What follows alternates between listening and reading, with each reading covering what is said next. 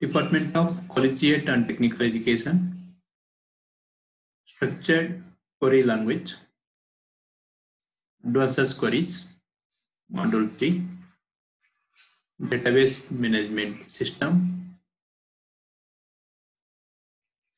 18 CS 53. In this section, we will discuss about specifying constraints as assertions and actions as figures, specifying general constraints as assertions in SQL, introduction to triggers in SQL, views in SQL, concept of a view in SQL, specification of views in SQL, view implementation, view update and inline views, views as authorization mechanisms, schema change statements in SQL, the drop command, the alter command. Specifying constraints as assertions and actions as triggers. In this section, we introduce two additional features of structured query language: the create assertion statement and the create trigger statement.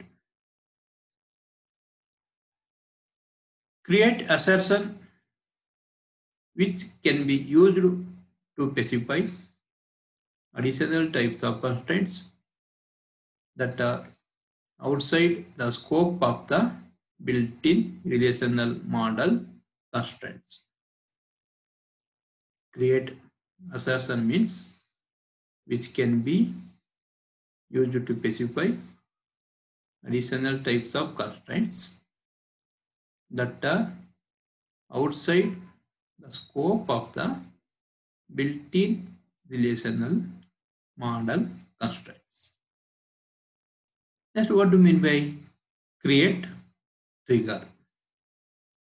Create trigger, which can be used to specify automatic actions that the database system will perform with certain events and conditions occur. Create a trigger, which can be used to specify automatic actions that the database will perform when certain events and conditions occur. Specifying general constraints as assertions in structured query language, SQL. In structured query language, users can specify general constraints, those that do not fall into any of the categories described via declarative assertions using the create assertions statement. Each assertion is given a constraint name and is specified via a condition similar to the where class of an SQL query. For example, to specify the constraints that the salary of an employee must not be greater than the salary of the manager of the department that the employees works for in SQL. Okay, here there is a constraint. The salary of the employee must not be greater than the salary of the managers of the department. Means the salary of the employee is less than the salary of the manager. Okay, you can write the following assertions. Okay, here we need to create a assertion. Create assertion salary underscore constraints. Check not exist, select star from employee E, employee M, department D. Here E is a employee, M is a manager. Manager is also one of the employee, and D is a department. Where E dot salary, salary of the employee greater than M dot salary, and E dot department number is equal to D dot department number, and D dot manager underscore social security number equal to manager dot social security number. Okay, this is the example of the specifying general constraints, yes, assertions in SQL.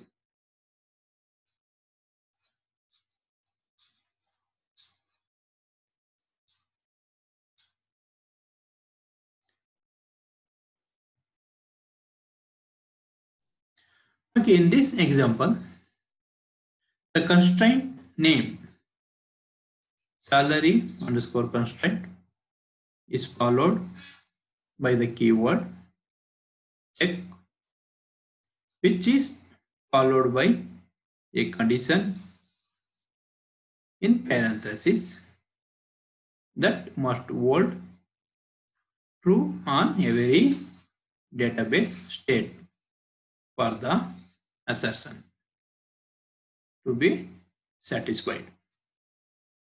The constraint name can be used later to refer to the constraint or to modify or drop it. Whenever some tuples in the database cause the condition of a assertion statement to evaluate true false, the constraint is violated.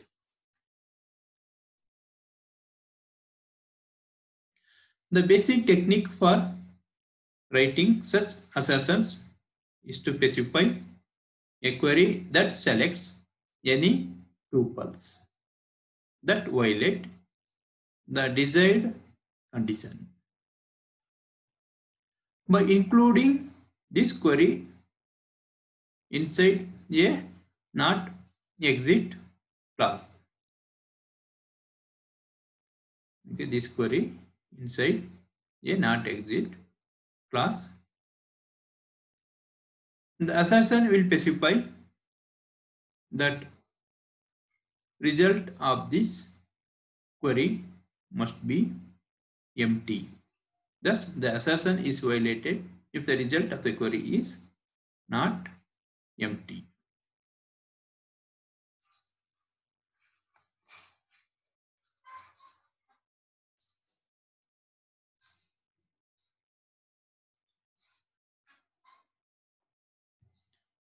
Next, introduction to triggers in SQL.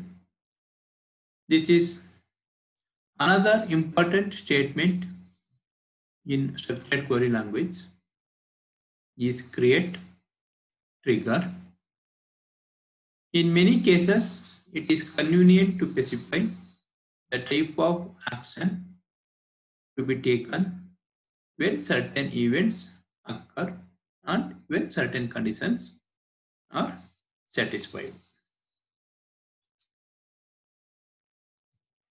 For example, it may be useful to specify a condition that, if violated, cause some user to be informed of the violation. A manager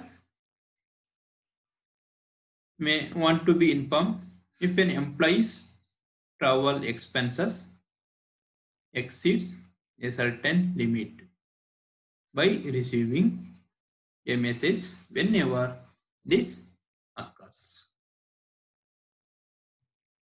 The action that the DBMS must take in this case is to send an appropriate message to the user. The condition is thus used to monitor the database. Other actions may be specified, such as executing a specific stored procedure or triggering other updates. The create trigger statement is used to implement such actions in SQL.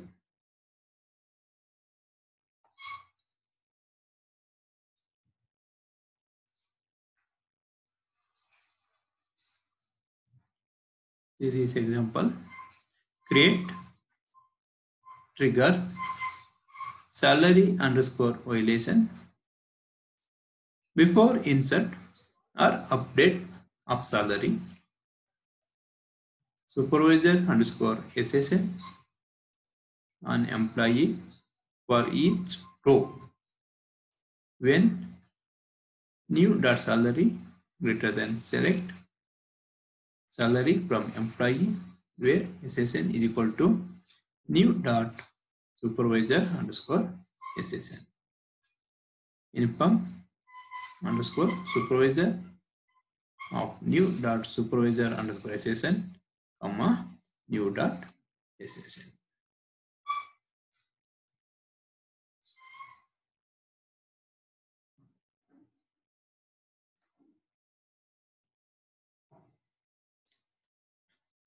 A typical trigger has three components.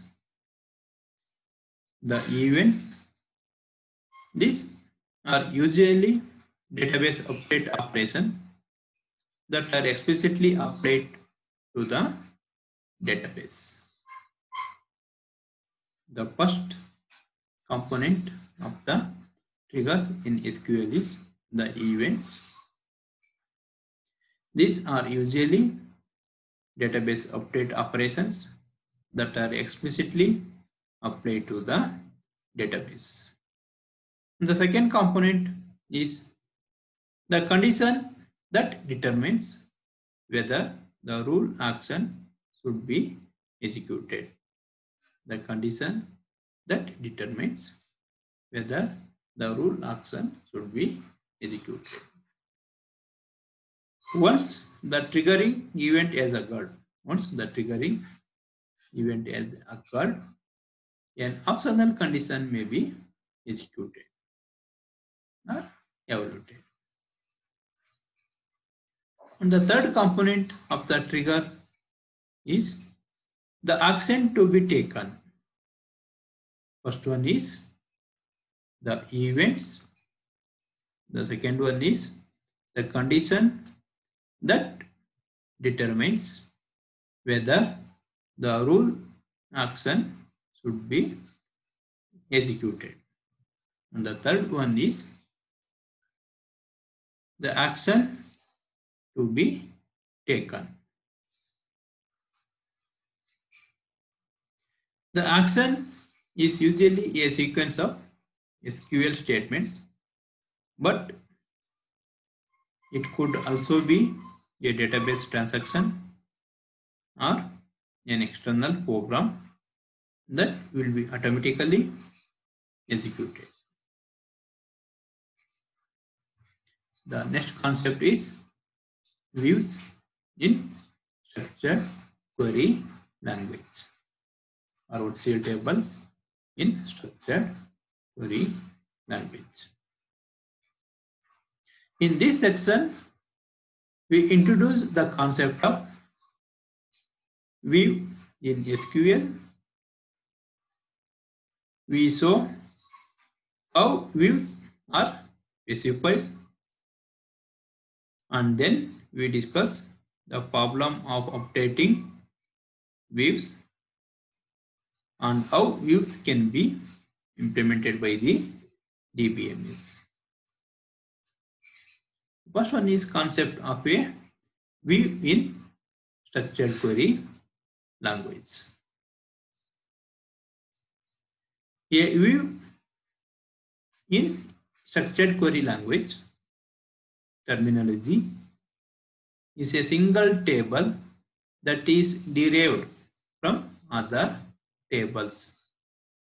A view in SQL terminology is a single table that is derived from other tables.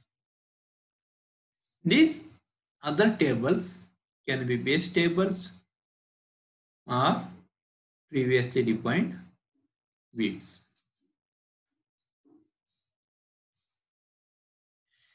A view does not necessarily exist in physical from it is considered a virtual table in contrast to base tables whose tuples are actually stored in the database.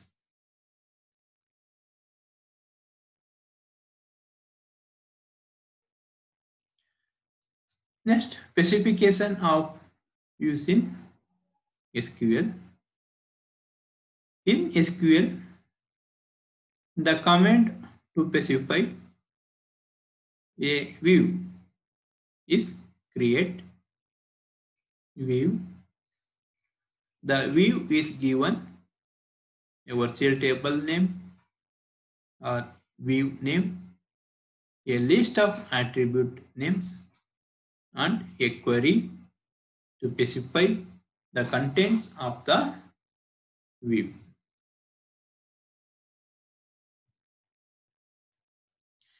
If none of the view attributes results from applying aggregate functions, means arithmetic operations, we do not have to specify attribute names for the view, since they would be the same as the names of the attributes of the defining tables in the default case. There are two views, view 1 and v2, create virtual tables whose schemas are illustrated in these queries.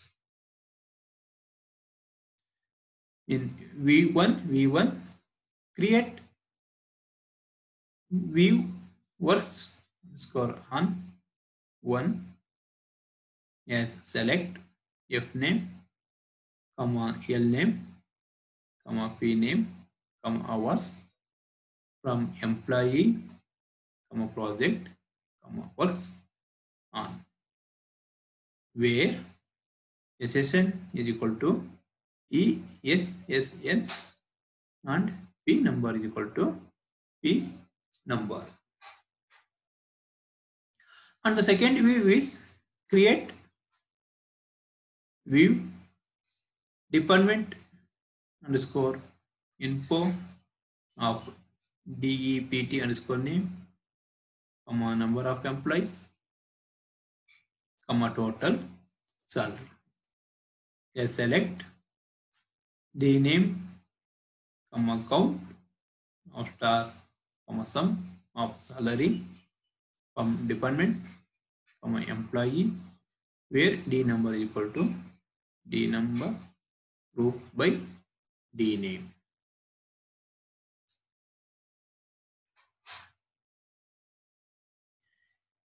In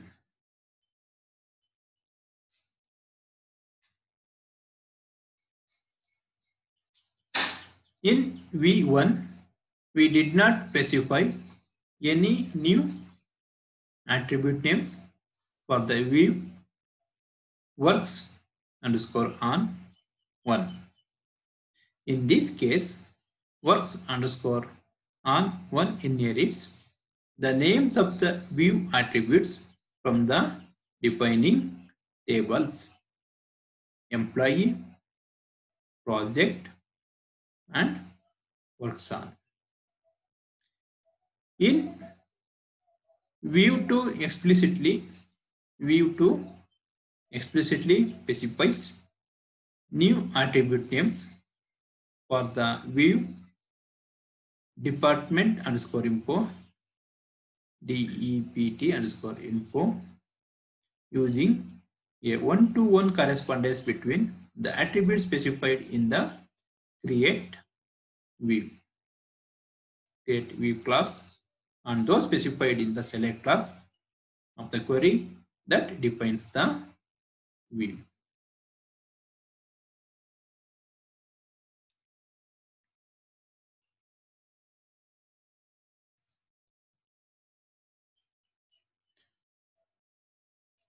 Next, view implementation, view update, and inline views.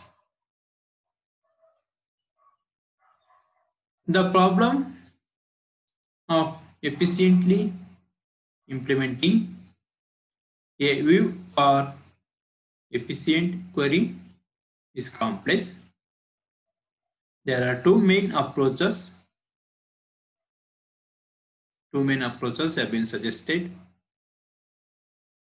The first approach is called query modification, which involves modifying or transferring the view query submitted by the user into a query on the underlying base tables. For example, the query to v1 would be automatically modified to the following query by the PBMS. Select fname, lname from employee, project, works underscore n on, where SN is equal to ESSN and P number is equal to P number and P name is equal to product X. The disadvantage of this approach is that it is inefficient for views defined via complex queries that are time consuming to execute, especially if multiple queries are applied to the view within a short period of time.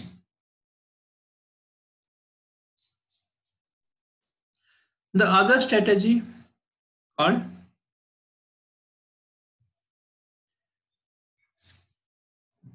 view materialization, another strategy called view materialization involves physically creating a temporary view table when the view is first queried and keeping that the table on the assumption that other queries on the view will follow.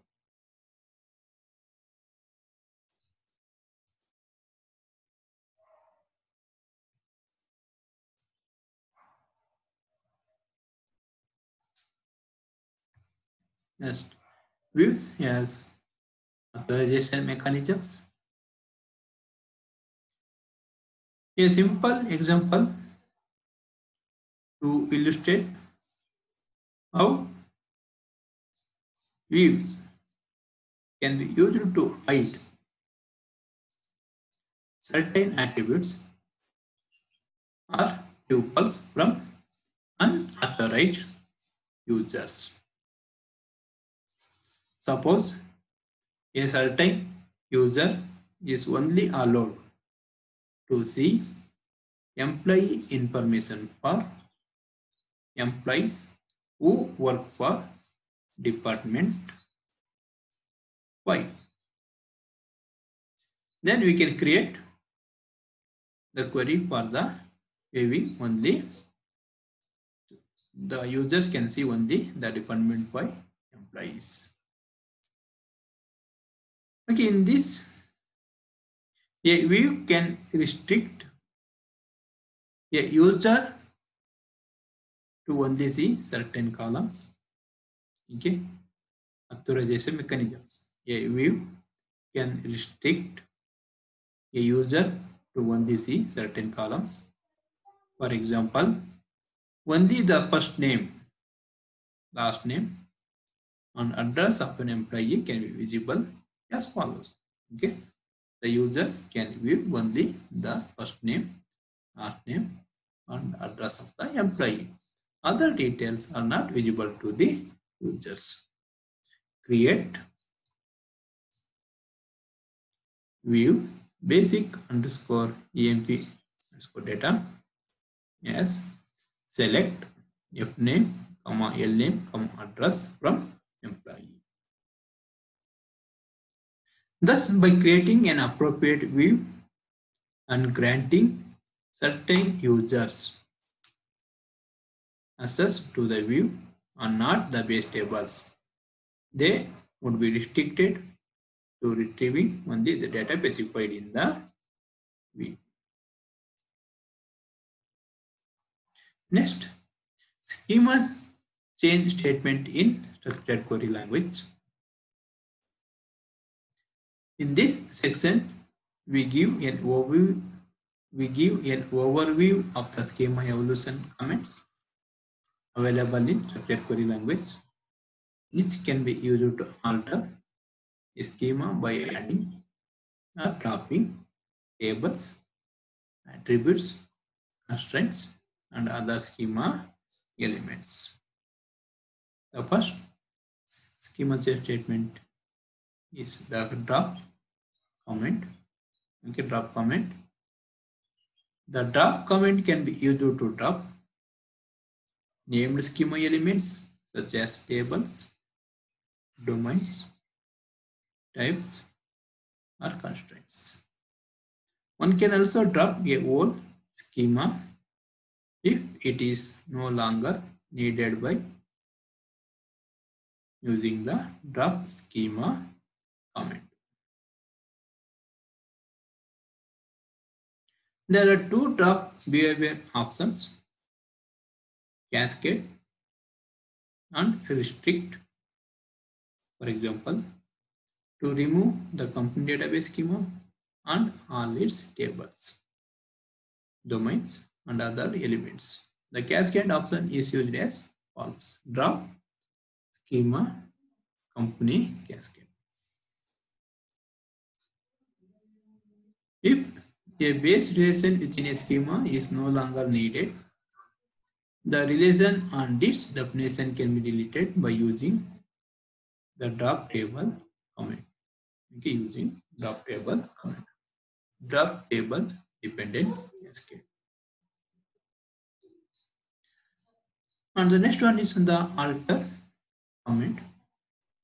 The definition of a base table or of other named schema elements can be changed by using the alter command. For base tables, the possible alter table actions include adding or dropping a column or attribute, changing a column definition, and adding or dropping table constraints. For example, to add an attribute for keeping track of jobs of employees to the employee base relation in the company schema. We can use the command alter table company.employee on column job or jar of 12. Here using the alter table to modify or update the existing schema. Next, multiple choice questions. A typical trigger which is regarded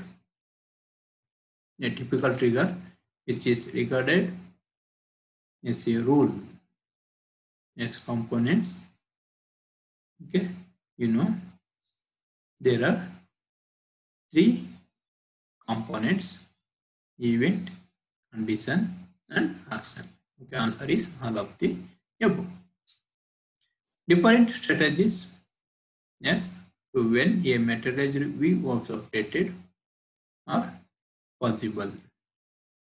Immediate update, lazy update, periodic update. For this also, all of the above different strategies as to when a materialized view is updated are possible in all of the cases.